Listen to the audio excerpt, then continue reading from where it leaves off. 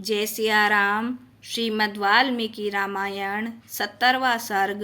ब्रह्मा जी की प्रेरणा से विभिन्न वानर युद्धपतियों की उत्पत्ति।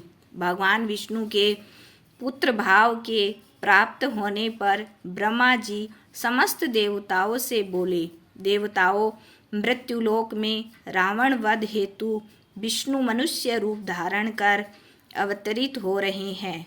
एवं तुम लोगों को भी वहां जाकर रावण वध में सहायता करनी चाहिए।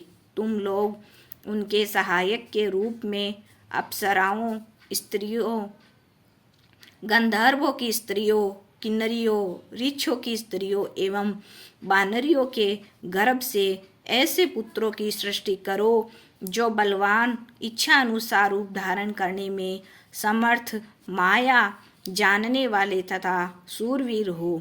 मैंने पहले ही ऋक्षराज जामवंत की सृष्टि कर रखी है। ब्रह्मा के ऐसा कहने पर देवताओं ने उनकी आज्ञा स्वीकार कर वानर रूप में अनेकानेक पुत्र उत्पन्न किए। इंद्र ने वानर राज बाली को उत्पन्न तो सूर्य ने सुग्रीव को जन्म दिया। तेजस्वी गंधमादक कुबेर का पुत्र था तो विश्वकर्मा ने नल नामक पुत्र उत्पन्न किया। वरुण ने सुसेन को और पर्जन्य ने सरभ को जन्म दिया। वायु महाबली हनुमान के पिता बने। इसी प्रकार ब्रह्मा की आज्ञा से कई हजारों वानरों की उत्पत्ति हुई जो वीर, पराक्रमी और इच्छा अनुसार वर रूप धारण करने वाले थे।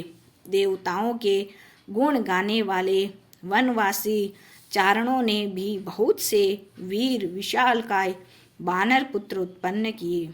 मुख्य मुख्य अप्सराओं, विद्याधारियों, नाग कन्याओं के गर्भ से भी इच्छा अनुसार रूप धारण करने वाले और बल से युक्त वानरों ने जन्म लिया। वे सभी वानर बल में शेर के समान थे। वे पल में पर्वतों को भी हिला सकते थे और जड़ भाव से खड़े वृक्षों को तोड़ डालने की शक्ति रखते थे। वे आकाश में घुसकर बादलों को पकड़ सकते थे और आकाश में उड़ने वाले पक्षियों को भी अपने सिंहनाद से गिरा सकते थे। इन वानरों की संख्या 1 करोड़ थी। उनमें से जो युद्ध विद्या में नितिज्ञ थे वे नायक चुने गए।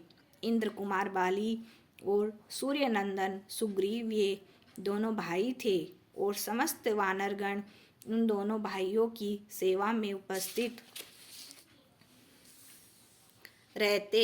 इसी प्रकार वे नल, नील तथा अन्य वानर सरदारों का आश्रय लिए हुए थे।